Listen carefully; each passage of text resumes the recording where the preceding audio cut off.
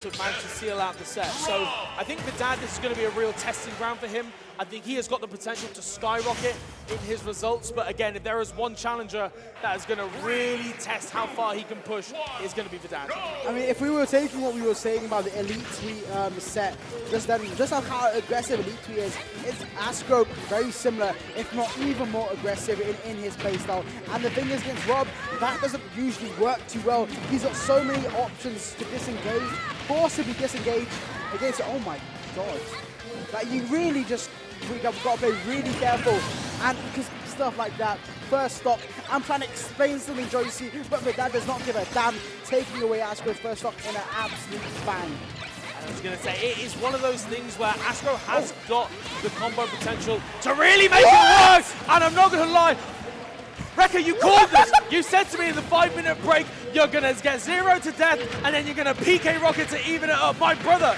I promise you guys, I'm telling you, I said Vidad is going to try land a 0 to death. He's going to try combo Ascro. Ascro's going to match Peaking Thunder and kill him. That's literally what's just happened here. Beautiful stuff. It's literally gone neck and bro.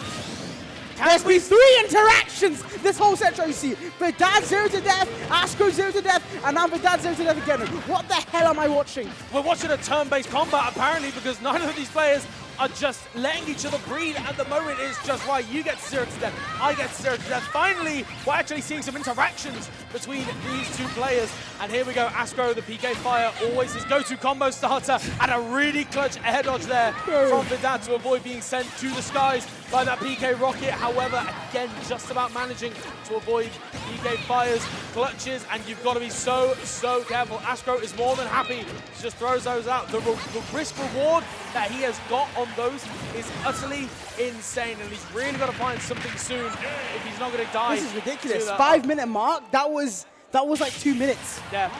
And the game is over already. Seatbelts on, folks. Make sure you got your seatbelts on. Make sure the airbags are ready and working. We're about to go very, very fast. Extremely fast, guys. That was such a blast of a set, man. In every way possible, man. Be it the PK Rockets or the down airs, man. Both players absolutely explosive with their styles. But this is what I was trying to say at the start, right? Ascro's explosive style, unfortunately, I feel like in this matchup, R.O.B has much more ways to get out of these explosive sequences than Ascro has. I mean, it really, we saw him get out one time, Ascro, with that PK Thunder, but that's PK Thunder, man. You have to charge it all the way around, send it, and then you might get a PK Rocket. Vidad, send out a R.O.B there. You know, suddenly Ascro is 10 miles away. Very easy to disengage. Yeah, and on top of that as well, the other thing that Ascro really likes to do is go for these sort of like really deep offstage edge guards, these sort of combos towards these edges of the blast zone to really sort of send you to your demise so early. And R.O.B having one of, if not the single best recoveries in the game. Love that little drag down back throw. Not quite going to kill just yet. Vidad still hanging on, but we are just seeing here at the moment, like you said, R.O.B having those options. Gyro coming out just in time and able to intercept even through multi-hits. Vidad, again, living on borrowed time. Yeah, and this is the thing, right? Now Ascro's in such a precarious position. Oh, how? Okay, no, Vidad doesn't manage to get the punish there, but that should kill. Now, the thing is, right, if this was any other character Ascro was facing, that little string he did with the drag down into the back throw, that would have killed a lot of characters. But this is another problem you have in this match with Ness. You really can't just kill as easily as you once can with a lot of the characters. It's very, very tough, and, you know, Ascro's really feeling the brunt of it right now on his second stop. We can see Ascro just sort of trying to tempt the issue there, going for a lot of these stage spike attempts. Of course, that sweet spot definitely would have been attackable at this point, but 171 on R.O.B and the neutral air. Shoot, finally going to take it, but that is a lot more slower pace than we were expecting. I was going to say. Particularly with the pace of game one, right? Ascro having to really sort of slowly but surely chip away at that stock until finally the game crumbling now. But at 170%, Ascro has got a lot of work ahead of him unless he changes something. Okay, he's died there, and I'll tell you why. He went into it, fast fell into him with neutral air, fast fell again with forward air, got hit both times into the side B. He's playing patient when he realizes it's neutral. It's just as we saw in the last of that first stock there. But right there and then, completely threw an opportunity to retreat back to ledge, you know, sort of disengage a little bit, get some space of his own. In the chance of, you know, just thinking of a possibility of a reversal with a nair or a forward air. Ooh, and it's looking really tough for him right now. I was going to say, trying to air dodge back. I love that reversal attempt, however, not quite being at that distance, and Vidad up 2-0 currently in the set. He is definitely, like I said, at this point now, you've had that long break between yesterday and today. You had that look at projected, of course, but you've also had the whole of the evening to look at what your next match is, do your homework, look at the VODs, get some practice in, and it feels like Vidad has definitely made the most of that time because he's making it look like he's making the matchup look horrendous. It really is, Joyce. And the thing is, I mean, like I said, most of the time, Ascro fast falling there into a fast falling forward there. A lot of the time that does work against a lot of characters because, you know, their Ness, they're either fast or they're very big. Vidad, you know, he has moves, R.O.B has moves that are not only fast, but they cover a lot of his immediate area around him. It's really, really hard to just throw out a reversal like that when you're in disadvantage as Ness to try and take the advantage for yourself. It just really ends up completely in the opposite situation. We can see Vidad just slowly but surely catching a lot of the aggressive options out of disadvantage and just getting little pieces of punishment for it. Going for the back throw once again, knowing that he isn't going to kill, but gets back into that edge guard situation. And again, Vidad just electing, right, PK fire, I'm just going to hope that I drop out of it, go a little bit lower, and even then, moves like the yo-yo, we've seen it in previous sets, where in certain matchups it's such a devastating tool, but it is irrelevant to R.O.B having all of those options just to get around it. And again, Vidad with all of this stage control at the moment. A lovely aggressive ball there from Ascro. Are we going to see the back throw? And it is going to kill 10 times over. There's a lead on the board here, Rekka. Definitely, but I feel like, you know, if Ascro keeps it the way he is, he's being very risky right now. He might not see that lead last for too long. The forward there manages the clutch up there. He's got a bit of space for himself there. But you were talking about how Vidad has done his homework, and you can see it with the way he dealt with that yo-yo. He's making the most out of these opportunities here. And Ascro, we're talking about people flying too close to the sun. He went too far away from the goddamn blast, so that PK rocket isn't able to reach it. We can see, like you mentioned earlier on the neutral air, doing so much work, just going through the PK fireball and then just continuing to hit Ascro. Of course, Vidad has got to be careful. You can't roll away in that situation. It would have been damned if you do, damned if you don't. That shield would have popped, but instead the stock is gone. Ascro playing with a little more confidence here. You know, we're talking about, you know, Vidad's like, he's learned the matchup, but Ascro isn't the matchup, you know.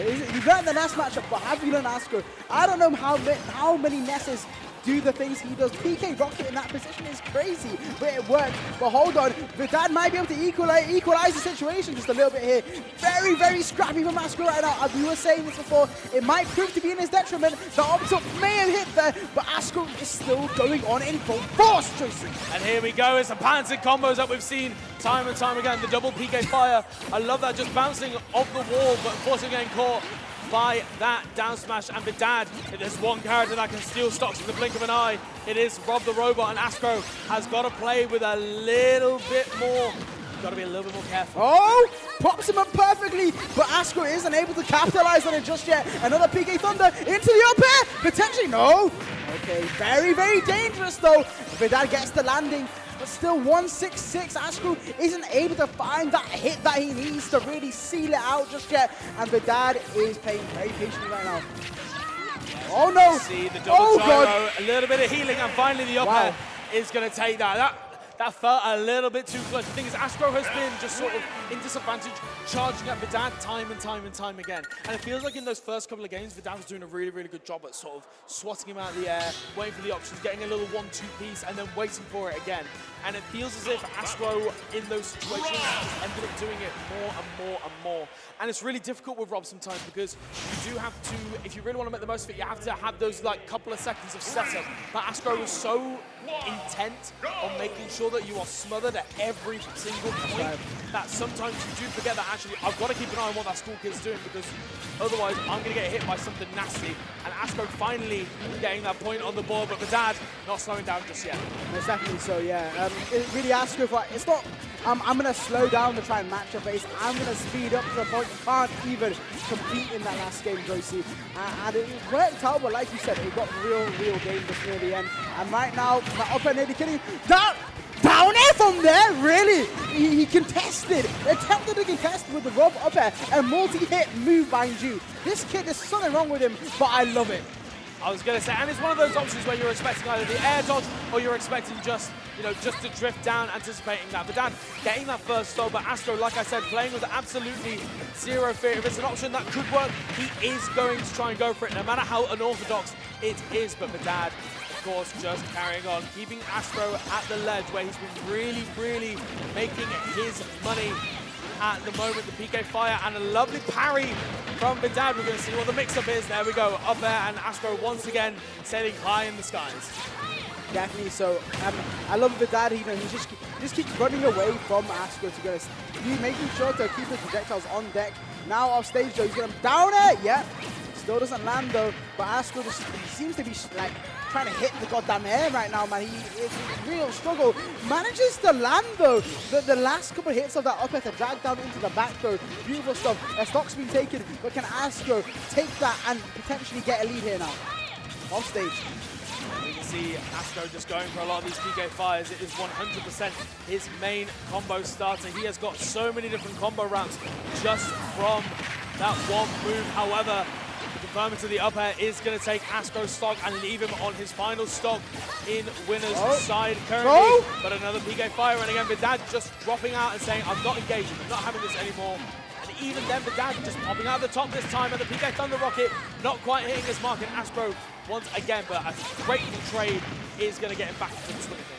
I think the craziest thing is how Ascro has, I mean, I don't want to curse him right now because he's getting hit right now, but at that point, it was looking fairly even. If Ascro was able to take that stock, still scrapping 60%, it's very doable for him. We've seen him come back from worse, but these PK, but he's been very committal. I've seen it with the PK flash off stage, on ledge, sorry, and these PK thunders as well. Getting getting a bit too excited with them almost, Joycey.